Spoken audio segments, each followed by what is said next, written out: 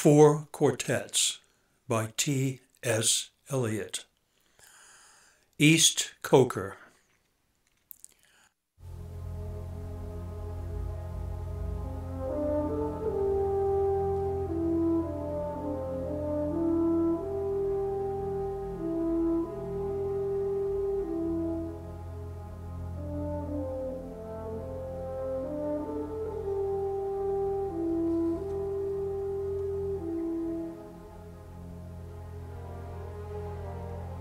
In my beginning is my end. In succession, houses rise and fall, crumble, are extended, are removed, destroyed, restored, or in their place is an open field, or a factory, or a bypass. Old stone to new building, old timber to new fires, old fires to ashes, and ashes to the earth, which is already flesh, fur and feces, bone of man and beast, cornstalk and leaf. Houses live and die. There is a time for building, and a time for living, and for generation, and a time for the wind to break the loosened pane, and to shake the wainscot where the field mouse trots, and to shake the tattered arras, woven with the silent motto, "In my beginning is my end." Now the light falls across the open field, leaving the deep lane shuttered with branches, dark in the afternoon, where you lean against a bank while a van passes, and the deep lane insists on the direction into the village. In the electric heat, hypnotized. In a warm haze, the sultry light is absorbed, not refracted, by gray stone. The dahlias sleep in the empty silence. Wait for the early hour. In that open field, if you do not come too close, if you do not come too close, on a summer midnight, you can hear the music of the weak pipe and the little drum, and see them dancing around the bonfire, the association of man and woman in dancing, signifying matrimony, a dignified and commodious sacrament. Two and two, necessary conjunction, holding each other by the hand or the arm, which betokeneth concord. Round and round the fire, leaping through the flames, or joined in circles, rustically solemn, or in rustic laughter, lifting heavy feet in clumsy shoes, earth feet, loam feet, lifted in country mirth, mirth of those long since under earth, nourishing the corn, keeping time, keeping the rhythm in their dancing as in their living, in the living seasons, the time of the seasons and the constellations, the time of milking and the time of harvest, the time of the coupling of man and woman and that of beasts, feet rising and falling, eating and drinking, dung and death. Dawn points, and another day prepares for heat and silence. Out at sea, the dawn wind wrinkles and slides. I am here, or there, or elsewhere, in my beginning.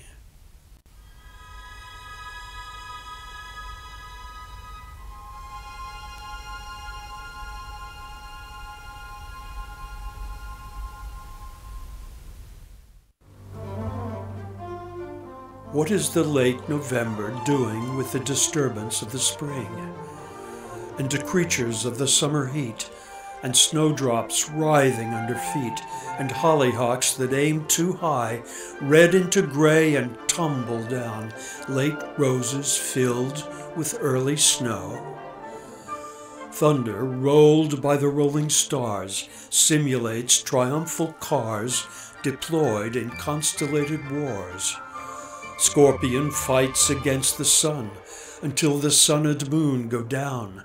Comets weep and Leonids fly, hunt the heavens and the plains, whirled in a vortex that shall bring the world to that destructive fire which burns before the ice cap reigns.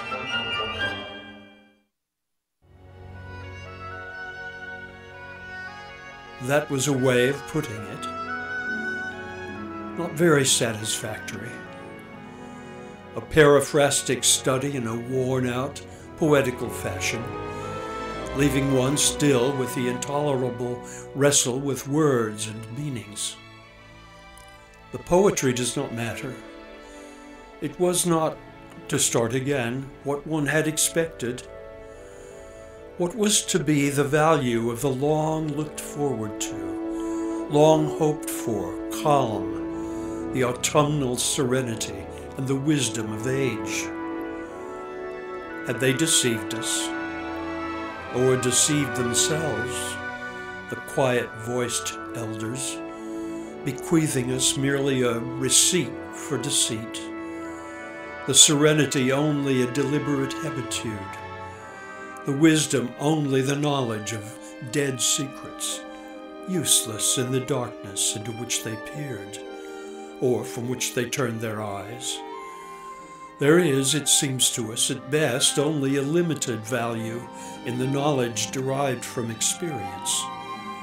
The knowledge imposes a pattern and falsifies, for the pattern is new in every moment, and every moment is a new and shocking valuation of all we have been. We are only undeceived of that which, deceiving, can no longer harm. In the middle, not only in the middle of the way, but all the way, in a dark wood, in a bramble, on the edge of a grimpen, where is no secure foothold, and menaced by monsters, fancy lights, risking enchantment.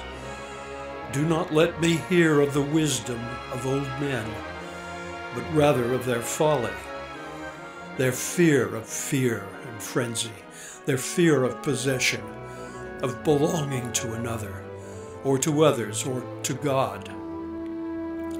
The only wisdom we can hope to acquire is the wisdom of humility. Humility is endless. The houses are all gone under the sea. The dancers are all gone under the hill. Oh, dark, dark, dark. They all go into the dark. The vacant interstellar spaces, the vacant into the vacant, the captains, merchant bankers, eminent men of letters, the generous patrons of art, the statesmen and the rulers, distinguished civil servants, chairmen of many committees, industrial lords, and petty contractors, all go into the dark. And dark the sun and moon, and the Almanach de Gotha, and the Stock Exchange Gazette, the Directory of Directors, and cold the sense, and lost the motive of action. And we all go with them, into the silent funeral. Nobody's funeral, for there is no one to bury. I said to my soul, be still, and let the dark come upon you, which shall be the darkness of God. As in a theater, the lights are extinguished for the scene to be changed, with a hollow rumble of wings, with a movement of darkness on darkness. And we know that the hills and the trees, the distant panorama, and the bold, imposing facade are all being rolled away. Or as when an underground train in the tube stops too long between stations, and the conversation rises and slowly fades into silence, and you see behind every face the mental emptiness deepen, leaving only the growing terror of nothing to think about. Or when under ether the mind is conscious, but conscious of nothing. I said to my soul, be still, and wait without hope, for hope would be hope for the wrong thing. Wait without love, for love would be love of the wrong thing. There is yet faith, but the faith and the love and the hope are all in the waiting. Wait without thought, for you are not ready for thought. So the darkness shall be the light, and the stillness the dancing. Whisper of running streams and winter lightning, the wild thyme unseen, and the wild strawberry, the laughter in the garden, echoed ecstasy, not lost, but requiring, pointing to the agony of death and birth. You say I am repeating something I have said before. I shall say it again. Shall I say it again? In order to arrive there, to arrive where you are, to get from where you are not, you must go by a way wherein there is no ecstasy. In order to arrive at what you do not know, you must go by a way which is the way of ignorance. In order to possess what you do not possess, you must go by the way of dispossession. In order to arrive at what you are not, you must go through the way in which you are not. And what you do not know is the only thing you know. And what you own is what you do not own. And where you are is where you are not.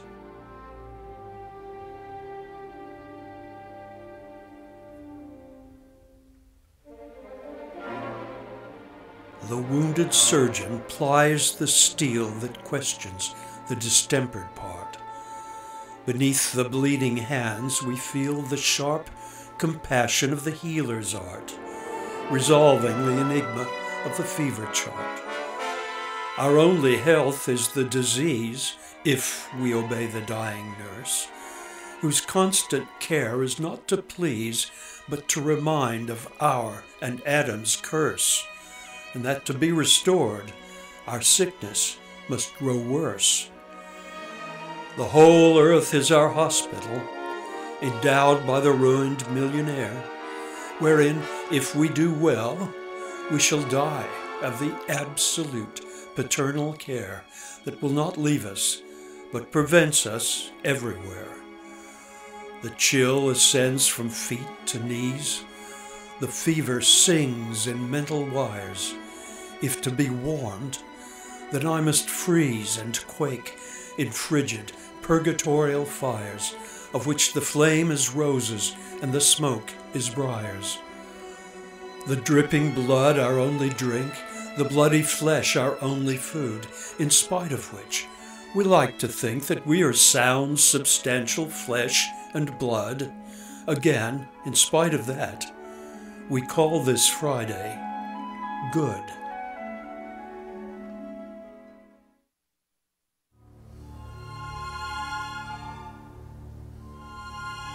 So here I am in the middle way, having had 20 years largely wasted, the years of l'entre-deux-guerres, trying to learn to use words, and every attempt is a wholly new start and a different kind of failure, because one has only learnt to get the better of words for the thing one no longer has to say, or the way in which one is no longer disposed to say it. And so each venture is a new beginning, a raid on the inarticulate, with shabby equipment always deteriorating in the general mess of imprecision of feeling, undisciplined squads of emotion. And what there is to conquer by strength and submission has already been discovered once or twice or several times by men whom one cannot hope to emulate. But there is no competition. There is only the fight to recover what has been lost and found and lost again and again, and now under conditions that seem unpropitious. But perhaps neither gain nor loss. For us there is only the trying. The rest is not our business. Home is where one starts from. As we grow older, the world becomes stranger, the pattern more complicated of dead and living. Not the intense moment, isolated with no before and after, but a lifetime burning in every moment, and not the lifetime of one man only, but of old stones that cannot be deciphered. There is a time for the evening under starlight, a time for the evening under lamplight, the evening with the photograph album. Love is most nearly itself when here and now cease to matter. Old men ought to be explorers. Here and there does not matter. We must be still and still moving into another intensity, for a further union, a deeper communion. Through the dark, cold, and the empty desolation, the wave cry, the wind cry, the vast waters of the petrel and the porpoise. In my end is my beginning.